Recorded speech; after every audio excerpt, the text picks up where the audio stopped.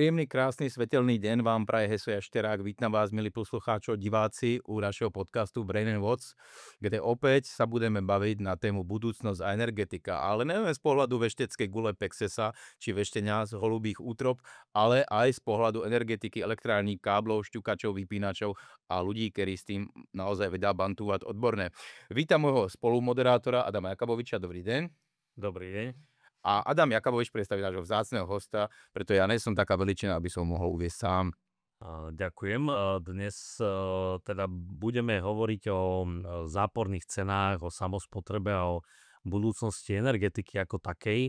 A tomuto sme si samozrejme prizvali hostia. Týmto hosťom v dnešnej epizóde je Libor Láznička, odborník na energetiku, energetické komunity, bývalý vývojový riaditeľ spoločnosti Sféra, dnes už teda pôsobí v spoločnosti Energy Cube. Libor, vítaj.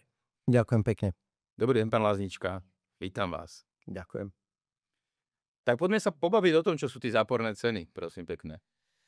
No to je asi tak, možno aj je to také, že samo vysvetlené tým slovom záporná cena, ale skôr možno je zaujímavé, že prečo vznikajú a akú to má logiku, keď niekto účtuje v podstate zápornú cenu za to, že teda ja niečo kúpim a ešte za to zaplatím, tak asi na to musí byť nejaký pádny dôvod na trhu, lebo z čo tieto záporné ceny v podstate plynú. Stále sa to skloňuje viac.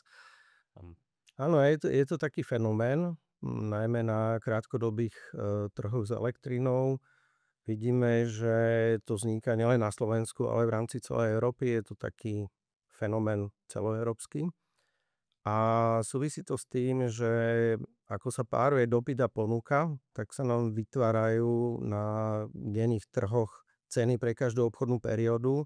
V roku 2023 možno takých prípadov bolo asi 90 za celý rok, ale už v roku 2024 už to bolo trikrát toľko, nejakých 290 prípadov, a k dnešnému dňu v roku 2025 máme už možno cez 320 prípadov, a to ešte nie je koniec roka. Súvisí to s tým, že elektrizačná sústava musí byť vyvážená, čiže výroba a dodávka elektriny, ktorá vstúpi do tej sústavy, sa musí rovnať neustále spotrebe.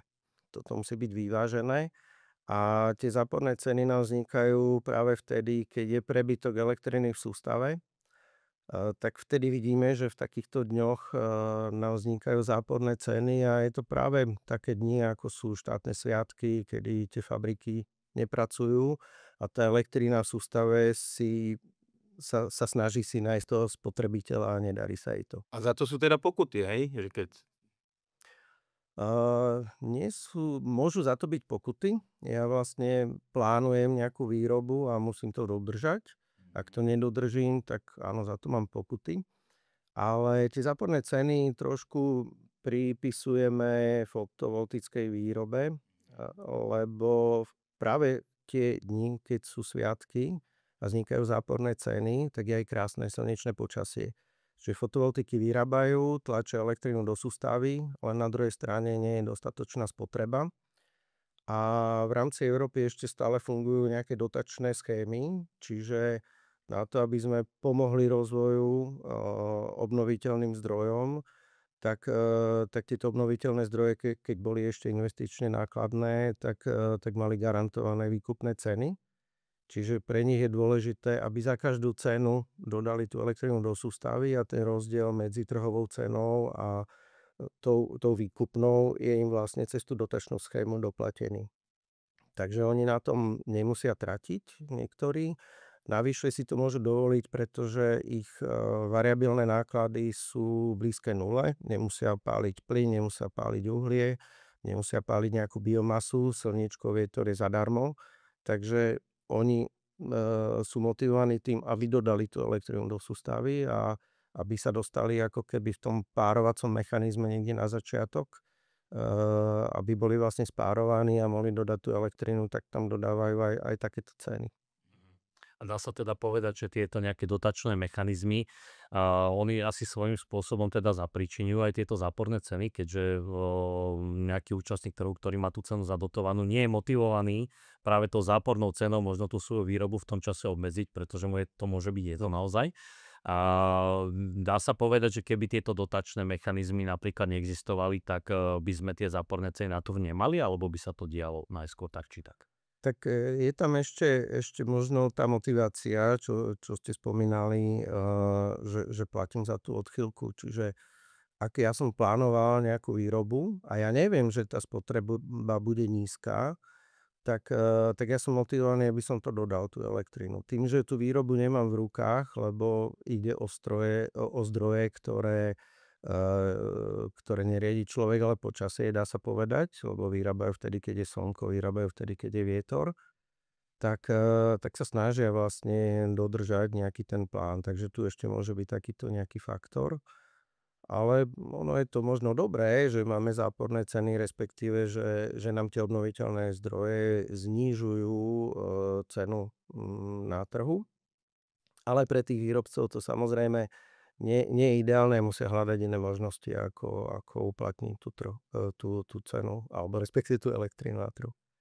No tak ale zase poručíme vetru dešti, však keď má niekto tí panely na streche, tak je problém ísť tam a zakryť to plachtou, alebo čo, a slnko nech si svieti, ak potrebuje. To zase nerobme zo seba akože nemohúce bytosti. Dá sa držať celý deň slnečník nad strechou, keď tam mám tie one. A povedzme si otvorené, koľko ešte, keď je spln, jak to žári na tie one platne. Ale musíme v tom hľadať akože prírodnú pravdu vesmírnu, že ono nás to učí, že človek by nemal len dávať, mal by sa naučiť aj brať. Však syndrom vyhorenia a toto všetko je z toho, že furt len dávame a nebereme. Že vlastne tento princíp, keď nám funguje vo vesmíre, tak keď vyrábaš, tak si aj zober. Uži si to. Pusti si naplno chladničku, alebo ladničku, alebo lázničku, teda neviem, jak míňate elektrínu vy doma. Že aby sme sa naučili aj brať pre seba, nelen robiť, ale aj sa tešiť. Áno, že? toto je to riešenie, vlastne tešiť sa vtedy, keď nám naše fotovoltaiky vyrábajú. Čiže ak ich máme tak umiestnené, že dokážeme spotrebovať nami vyrobenú elektrínu práve v mieste výroby, tak je to ideálne. To je vlastne samospotreba, šetrím tam distribučné poplatky, sieťové poplatky. Je to pre mňa najvýhodnejšie a dokáže to skrátiť nejaké tie investičné náklady, ktoré mám a dobu návratnosti. Takže toto sa odporúča a buď to riešim teda takým spôsobom, že manuálne zapínam tie spotrebiče, alebo mám, ak sa bavíme o domácnosti, dáme tomu nejakú inteligentnú domácnosť, veľa tých spotrebičov si vieme odložiť ten štart na neskôr, alebo keď sa s týmto nechcem takto hrať a nemám tie plachty a nemám takúto možnosť riadenia, tak potom ďalšia možnosť je zariadenie pre akumuláciu, viem si tam dať batériový systém, on si vlastne nespotrebovanú elektrínu odloží na čas, keď to vlastne potrebujem. Nemusím ako keby prispôsobovať svoje spotrebiteľské správanie. Takže nejakým takýmto spôsobom samozrejme to viem vyriešiť a tú samospotrebu si zvýšiť. Viem dosiahnuť 100% samospotrebu? Je to žiaduce? Alebo kde sa to možno aj, asi je rozdiel, či som teraz domácnosť, či som firma, asi každý k tomu pristupuje inak. Samozrejme tými obnoviteľnými zdrojmi, keď ja som nejaký podnikateľ, tak chcem čo najviac znížiť svoju spotrebu energie. Len často je to na úkor toho, že ja potom vlastne veľa energie dodávam do siete, pretože ten môj profil tej výroby nezodpovedá profilu výroby vlastne tej solárnej elektrárne, ktorú tam mám. Nepracujem iba vtedy, keď je najviac slnka, proste mám nejakú smenu a robí sa, či svieti, či nesvieti. Niektoré stroje možno obmedziť, neviem. Ako treba možno aj pristupovať k tomu dimenzovaniu tých napríklad fotovoltických elektrární, kde je nejaké optimum, kam sa dnes možno tak rozumne vie klient dostať bez toho, aby dával príliš veľa energie do siete neriadene. To predimenzovanie môže byť a nemusí byť výhodou. Nie je to výhodou vtedy, keď nepoužijem nejaké ďalšie možnosti, aké mám na trhu s elektrínou. Čiže ak to mám predimenzované, mám prebytky, dávam ich do sústavy a sú spoplatňované práve tými spotovými cenami, kde sa nachádzajú tie záporné alebo nízke ceny, tak je to nevýhodné. Ale dnes máme viacero možností. Môžeme jednak pracovať s tzv. Flexibilitou, čiže ak mám nejaké spotrebiče, ktoré viem riadiť, môže to byť tepelné čerpadlo, môže to byť nejaké rôzne bojlery alebo vzduchové zariadenia a podobne. Tak toto všetko viem nejakým spôsobom riadiť a nastavovať tú spotrebu práve tam, kde to potrebujem, kde sa vlastne vyrába tá elektrina zo slnka, ak mám fotopanely. Ale máme tu ďalšie mechanizmy, ako napríklad zdieľanie elektriny, čiže tú elektrinu viem priradiť inému odbernému miestu a tým pádom tomu odbernému miestu inému viem znížiť cenu na faktúre. Platia sa tam distribučné poplatky, nie je to až také výhodné, ako keď to spotrebujeme v mieste výroby, ale stále to dáva zmysel. No a ako má on motiváciu vlastne to odo mňa kúpiť, keď on by to tiež, napríklad je v čas, kedy je tá cena záporná, ja tým pádom nechcem dodať energiu do siete, neviem si ju zároveň akumulovať, tak sa rozhodnem, že ju vyzdielam. A akú má motiváciu ten ďalší účastník trhu odo mňa zobrať tú energiu, keď si ju vie kúpiť za zápornú cenu na trhu? Nie každý si ju vie kúpiť za zápornú cenu, niektorí majú fixné ceny, dlhodobé fixné a chcú mať takú istotu, chcú vedieť, aké budú náklady na energie dlhodobo. Lebo ten spotový trh je predsa len taký volatilný, niekedy je to veľmi drahé, niekedy je to veľmi lacné, takže otázka je, že či sa tomu ako odberateľ viem prispôsobiť a vtedy možno idem na takéto nejaké dynamické tarify. Ak chcem mať istotu, tak mám proste fixnú cenu. No a ten výrobca, ktorý má prebytky, sa môže nastaviť tú cenu ako chce. Hej? Lebo inak by možno trátil alebo nezarobil na tom toľko a tá cena sa dá vždy nastaviť pod tú cenu, ako dokáže ponúknuť trh dodávateľ elektriny štandardný.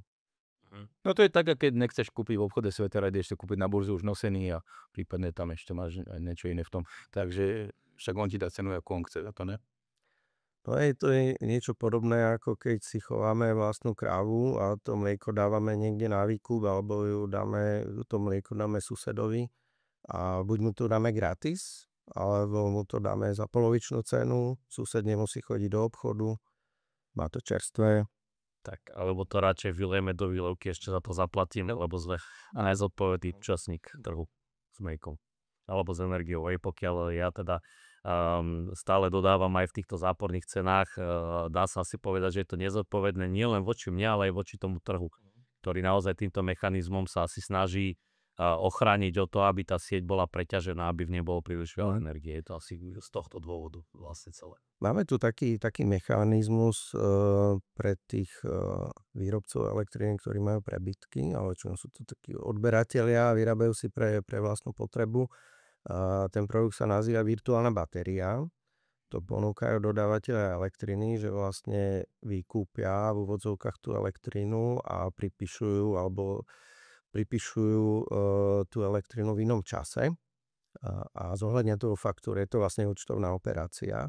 Lenže aj tí dodávateľia zistili, že vzhľadom na to, že vznikajú tie záporné ceny, nízke ceny, že sa im to neoplatí, tak sa snažia tých existujúcich zákazníkov možno presmerovať na iné produkty, napríklad na to zdieľanie elektriny, kde sa dá nastaviť nejaká udržateľná ekonomika k tomuto.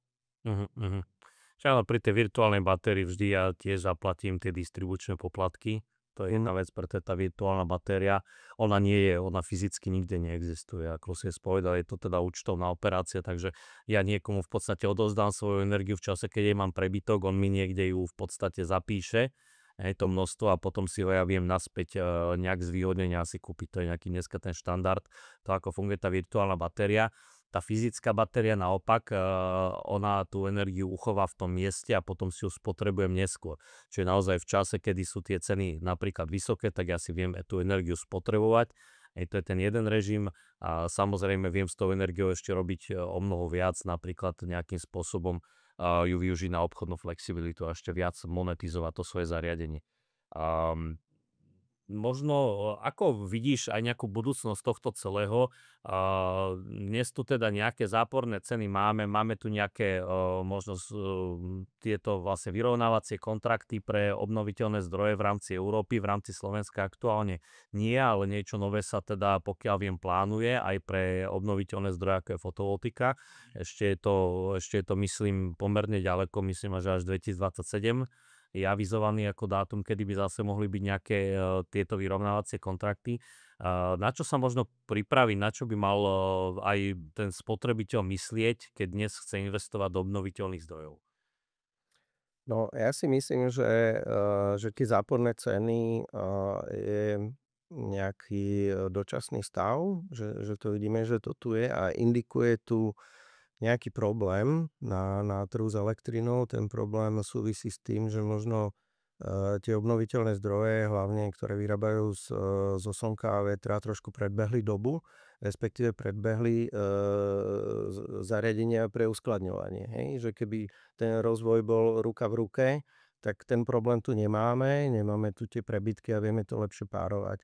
A teraz vlastne aj ten trh s tou flexibilitou sa rozbieha a myslím si, že tá akumulácia a flexibilita dobehne, dajme tomu tú fotovoltiku a ten vietor a zase sa to znormalizuje. Takže očakávam, že sa to zase vyrovná a ten ekosystém bude zase vyvážený. No, aby sa tí ľudia nejak nelakli alebo nesekli, že teraz vlastne tá doba ešte za nimi kulhá, že oni sú nachystaní zo slnka, z vetra vyrábať prúdy a toto a aby potom boli tomu otvorení, byť ekologickí a to, že ne, že si namontuje tie solárne panely do pivnice, aby náhodou nevyrábal váce a aby nezaťažoval systém. Čiže asi ten systém by mal tiež sa snažiť milovými krokmi dobehnúť spotrebiteľe. Čiže to je nejaká múdrosť. To si víte sám do mramoru. Dúfam, že mám nejaký voľný. Ja by som možno ešte teraz skúsil tak ako, neviem, že či už je to až také provokatívne v tomto zmysle, a možno aj tým zaraďovaním tej obchodnej flexibility, myslíš, že aj ten nejaký ten spotový cenový profil sa nejak viac vyhladí, že keď dnes sú to taká pomerne intenzívna dvojhrba ťava, keď ja mám ráno nejakú väčšiu špičku, potom cez deň mám tie ceny naozaj nízke a záporné v letných mesiacoch, večer typicky nejaké najvyššie a potom zase v noci je tam nejaké znížené plato. Myslíš, že vlastne týmto celým sa tá cena niekde stabilizuje a bude sa ten baseload trochu znižovať, alebo skôr tá cena narastie z titulu toho, že je možno záujem o budovanie datacentier v Európe a podobných veľkých spotrebičov, hej, alebo spotrebiteľov energie, že čo možno môžeme očakávať v rámci tých spotových cien? No, možno to lepšie také vyhladenie, lebo keď aktívne pracujem s tou flexibilitou, tak viem tú spotrebu odsúvať na tie hodiny, kde je prebytok tej elektriny, kde je tá elektrina lacnejšia a nie som závislý alebo negenerujem potom tie vysoké ceny, kde je vysoký dopyt a malá ponuka, nízka ponuka. Čiže ono sa toto nejakým spôsobom trošku môže vyvážiť. Ale potrebujem s tým aktívnejšie pracovať. Čiže akumulácia, flexibilita si myslím, že dokáže ešte trošku nejak zmierniť tie herby. Mhm. A možno ešte mi tak napadá, že prečo vlastne tej akumulácie je tak málo, možno tak zaostala aj za tými obnoviteľnými zdrojmi. Čo ju možno vie podporiť? Je prirodzene ako podporená trhom, alebo myslíš, že sú tam potrebné nejaké podporné mechanizmy? A možno aj čo sa týka toho OZE, dnes ako často možno vidíme, že na Slovensku mnohí klientov ešte také nastavenie, že v podstate nechcú do týchto technológií investovať, pokiaľ tam nie je nejaká dotácia. Že často sa spoliehajú na nejakú dotáciu. Sú tieto dotácie dobré, sú žiaduce a potrebné, alebo to vie byť efektívne iba v nejakých mantineloch trhových mechanizmov, ktoré tú cenu stanovia. Lebo dnes, pokiaľ napríklad mám tie záporné ceny fotovoltiky, tak už vidíme, že tie investície do nejakých samostatne stojacích elektrární pomerne ťažko prechádzajú. Vlastne najmä kvôli tomu, že tá cena je záporná v časoch alebo veľmi nízka, kedy mi tá elektráreň najviac vyrába. Pokiaľ ja nemám nejakého výkupcu, tak je ťažké túto investíciu pretlačiť. Myslíš, že je potrebné to podporovať, aby vlastne sa ten trh nejakým spôsobom posunul viac tým obnoviteľným zdrojom? Ja si myslím, že je to životaschopné, nie je potrebné to podporovať, tá návratnosť je tam možno nejakých 5 rokov, ale životnosť je 25 rokov. Len my možno žijeme v takej rýchlej dobe, že chceme, aby sa nám všetko investície vrátili do roka, do dvoch. Hej, sme takí možno netrpezliví trošku. Ale dáva to celé zmysel, ale myslím si, že by sme mohli ešte zlepšiť nejaké prostredie na trhu, napríklad aj pre tú fotovoltiku samostatne stojacu. Existujú tzv. PPA kontrakty, kde si viem spraviť kontrakt a predať tú elektrinu z takýchto zdrojov priamo odberateľovi. Na Slovensku to nie je zakázané, ale máme tu isté bariéry na to, aby to mohlo dobre fungovať, lebo je tam nejaká koexistencia existujúceho dodávateľa elektriny a plus takýto nejaký kontrakt a to treba nejakým spôsobom dať do súladu. Takže tie mechanizmy existujú, ale potrebujem to ešte doladiť minimálne na slovenskom trhu. Zase nedivme sa ľuďom, že chcú mať tú investíciu čo skoro spátky. Hovoríte, že koľko 5 rokov asi. Teraz bola nejaká štúdia, že o nejakých 11 miliónov rokov slnko zhasne, tak oni to chcú stihnúť. Takže sa nedivme zase, že investujem tam do tabličiek na strechu a sem to na spák. No. To je ešte ešte bude veľa generácií fotovoltických určite panelov, kým teda slnko zhasne, budú stále efektívnejšie. A to, čo nám ale nevyriešia, je to, že slnko naozaj nesvietí stále, takže musíme nejakým spôsobom toto brať v úvahu a zaradiť do toho celého určite akumuláciu, inak tie obnoviteľné zdroje nebudú určite v našich geografických podmienkach dobre fungovať. To už možno tak rozmýšľam, že túto tému sme možno tak asi aj pomerne vyčerpali, hej, čo sa týka tých asi záporných cien, čo ďalej. Možno neviem, že či ešte je niečo také, čo možno aj tebe, Libor, napadá, že by bolo dobre povedať vlastne v súvislosti s tým dimenzovaním samospotreby alebo s tými zápornými cenami.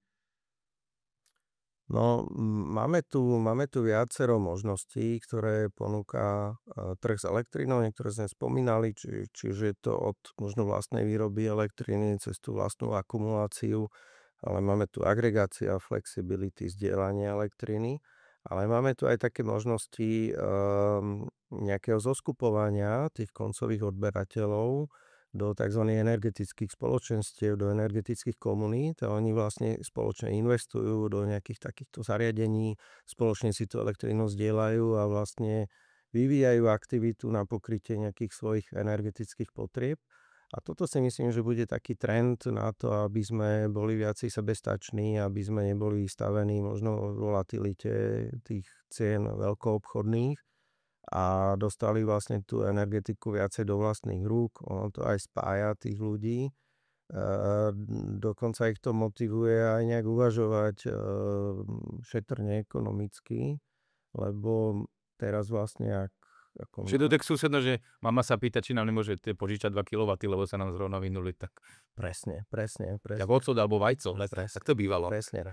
A môžem, keď chcem, tak to môžem dať aj gratis tej susede, keď viem, že proste má nízky dôchodok, tak jej dokážem tú elektrinu zdieľať aj zadarmo, lebo tak buď každý mesiac niečo odíde na dobrého aniela alebo na nejakú charitu, ale toto môže byť tiež forma, ktorú vidíme v zahraničí. Rodiny si môžu tak slovo svatovci, že presne, pracujú s vatmi.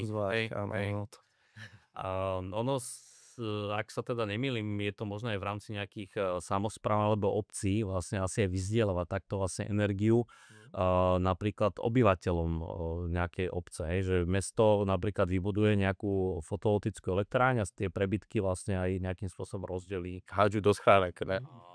Je toto podporované, alebo možno sa aj tak spýtam, je to dnes ako legálne? Je na to už nejaká legislatíva, že môžem napríklad ako samospráva aj takto prideľovať energiu vlastne nejakým obyvateľom? Nielen legálne, ale už sa to deje, ale je fakt, že my sme tu na Slovensku tak menej motivovaní rozmýšľať, starať sa o seba, vždy čakáme, ako sa štát o nás postará. Ale môžeme vytvárať takéto komunity, môžeme tam zapájať práve samosprávy, obce, môžeme tam zapájať fyzické osoby, ale aj podnikateľov, malé stredné podniky, čiže nejaká pizzeria v obci. Môže to byť Dom smútku, som už videl zapojený do takejto skupiny zdieľania. Že plakali pod prúdom, alebo teda? Rôzne, športoviska, štadióny a tak ďalej, aj v rámci nejakých väčších miest. Takže toto už funguje, len zatiaľ máme také menšie lastovičky, ktoré budú, dúfam, príkladom pre ostatných. Keď sa pozrieme za naše hranice, tak napríklad v Rakúsku, tak tam to funguje vo veľkom, že si vlastne takto komunity pomáhajú navzájom a na Slovensku sa musíme rozhýbať trošku. Áno, je to naozaj. Máme pre domácnosti regulovanú cenu energie. A ono to samozrejme nesie možno nejaké výhody pre toho odberateľa, ale samozrejme pokiaľ on chce nejak viac byť aktívny, čo sa týka tej energetiky, možno aj hľadať nejaké príležitosti, kde zarobiť, tak naozaj vlastne táto regulovaná cena mu v tom nepomáha. Čiže ono je to možno otázna, že pre koho je to lepšie, pre koho je to horšie. A určite to asi není momentálne motiváciou pre vznik nejakých takýchto tých spoločenstiev, kým je tá cena regulovaná. A to samozrejme uvidíme, že čo ten vývoj v najbližších rokoch asi prinesie. Predpokladám, že teda v Rakúsku asi teda nemajú regulovanú cenu, keď tie komunity tak fungujú. A nielen v Rakúsku, ale aj v Čechách. Tak tam vlastne možno ten štát investuje do toho, aby si ten odberateľ poradil sám do budúcna, aby oni mu dajú peniaze na tú fotovoltiku a tú batériu a tým pádom si zlacní svoje náklady na 25 rokov dopredu a nutí ho to trošku tak uvažovať energeticky optimálne, že prispôsobuje tú spotrebu tej výrobe. A tu na Slovensku proste rozhodíme tie peniaze, ktoré sa minú, spália, ale nemá to budúcnosť, takáto forma podpory.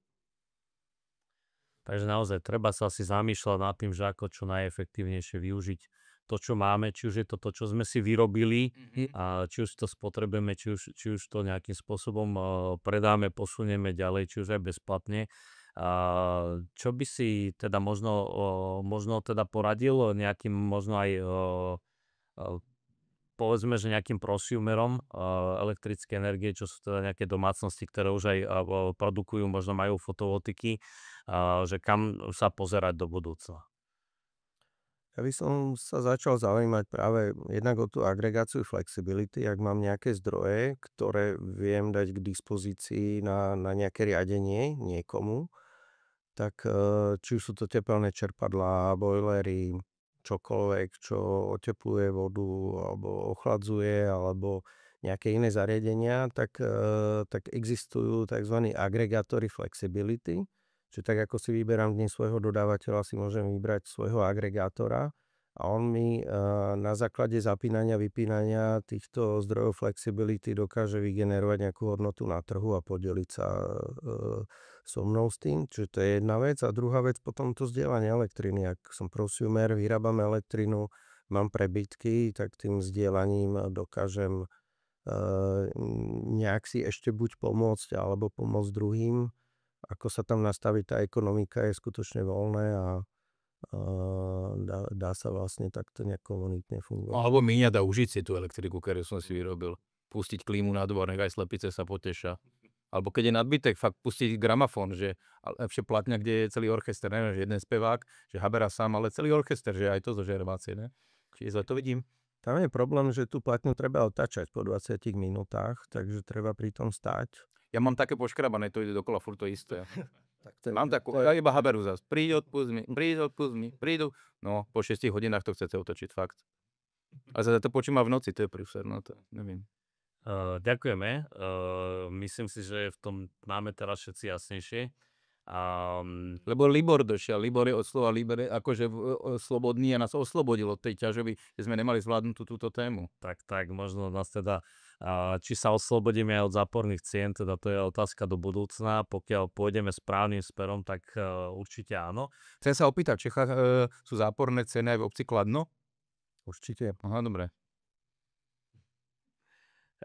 Každopádne ďakujem ešte raz Liborovi, že prijal pozvanie. Toto bol podcast Brain & Watts, ktorý vznikol pod záštitou Slovenskej technologickej spoločnosti FURG a snažíme sa v ňom hovoriť aj o zložitých energetických témach stručne, jednoducho a bez kratiek. Ak budete mať záujem dozvedieť sa viac o tom, ako si možno nastaviť obnoviteľné zdroje, akumuláciu, agregáciu alebo aj zdieľanie v rámci svojej domácnosti alebo podniku, tak určite nás neváhajte kontaktovať. Navštívte náš web www.fuergy.com alebo nám napíšte na našu webovú adresu info@fuergy.com a určite pre vás nájdeme to vhodné riešenie. Ak by ste sa energetiky chceli dotknúť priamo, nastavte si 2 prsty a každý máte doma zástrčku, prípadne nejaký klinček tam. Tak Adamečku, ale mali by ste spraviť uputávku aj na ďalší týždeň. O čom sa budeme baviť o najbližších 7 dní? Určite áno, 7 dní sa môžeme rozprávať o tejto epizóde, nech sa vám to dobre vrie do pamäti, ale určite si nás teda naladte aj budúci týždeň, kedy tu budeme mať zase zaujímavého hostia, ktorým bude Peter Balaš zo spoločnosti Huawei Slovensko a budeme hovoriť o batériových úložiskách do väčšieho detailu a konkrétnejšie o rôznych mýtoch, ktorými sú tieto úložiska opradené a pokúsime sa niektoré z nich si vyvrátiť a možno niektoré aj potvrdiť.